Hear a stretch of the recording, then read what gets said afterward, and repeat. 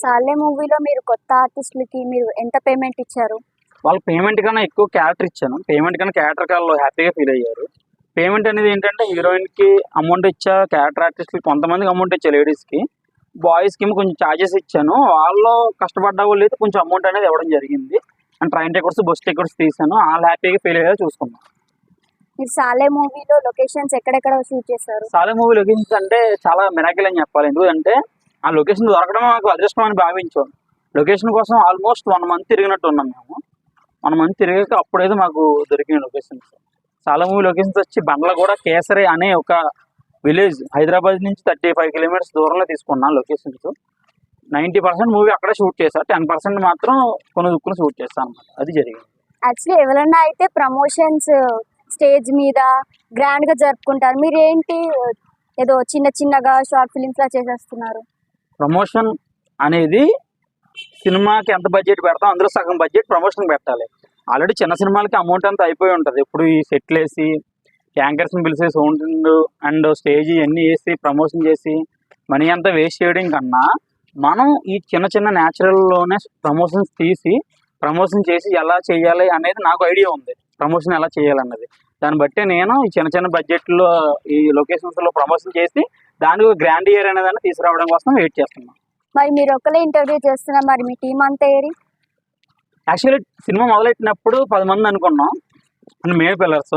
తర్వాత 5 అయ్యారు, 5 కాస్త 4 అయ్యారు, 4 కాస్త 3 అయ్యారు, 3 కాస్త 2 అయ్యారు. 2లో ఒకటి నేను, ఒకటి విజయరాజు ఎర్రంశెట్టి డైరెక్టర్ గారు. మేమిద్దరమే నిలబడ్డా, మేమిద్దరమే కడదాకున్నాం. కనవోళ్ళు ఏమయ్యారంటే అది చాలా దూరం, కొంతమంది మాచర్ల, కొంతమంది విజయవాడ, కొంతమంది రాజమండ్రి.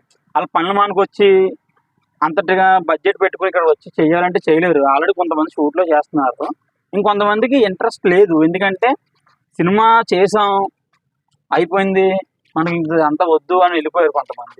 అలాంటి వాళ్ళ కోసమే చెప్తున్నాను నేను.